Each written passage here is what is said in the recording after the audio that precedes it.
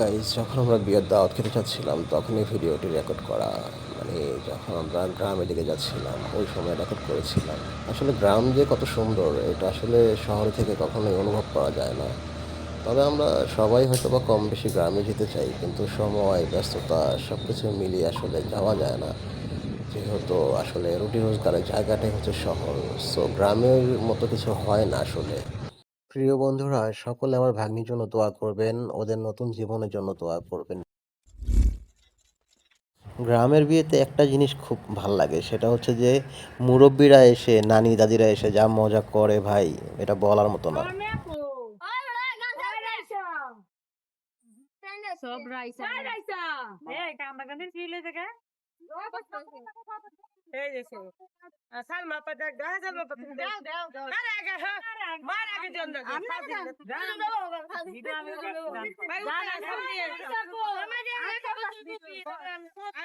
বাচ্চারা সব নামো বাচ্চারা সব নামো আমার মেয়ে পড়ে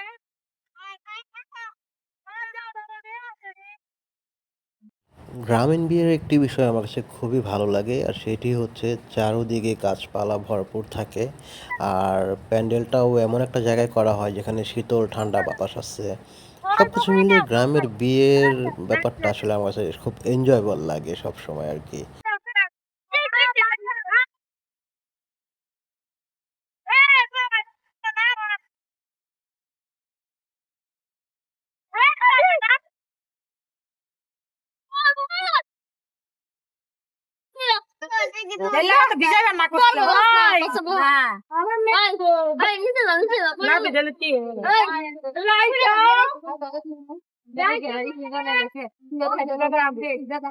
এদিক তাকা এখন মুখে এদিকে এখানে কি তাকাইবে খাওয়ানো কোনো বড় কথা না মুখে নিলে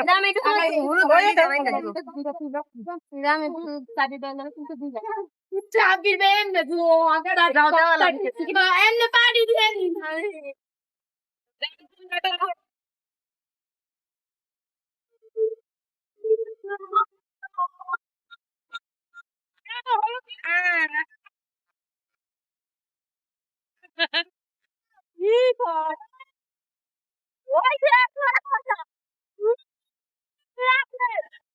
আমি একবার বরিশাল গিয়েছিলাম একটা বিয়েতে। সেই বিয়েতে অনেক দুষ্টামি করেছিলাম। অনেক আগের কথা, যদিও ১৩-১৪ বছর আগের কথা। তখন বয়স তো অনেক কম ছিল।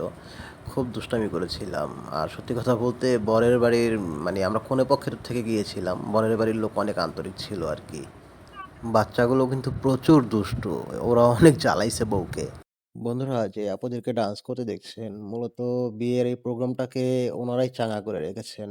আর সবচেয়ে বড় কথা হচ্ছে কি, ওনারা না থাকলে আমার মনে হয় না যে প্রোগ্রামটা এত জমতো বা বিয়েটা এত জমতো আরকি।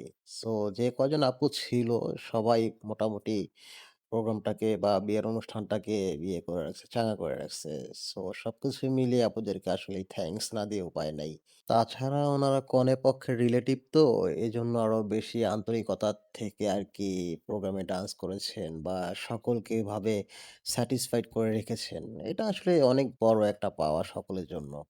সো বন্ধুরা, আজকের ব্লগটি এতটুকুই ছিল। আশা করি সকলেই খুব এনজয় করেছেন এবং আমাদের চ্যানেলটি যদি ভালো লেগে থাকে সাবস্ক্রাইব করে অবশ্যই পাশে থাকবেন।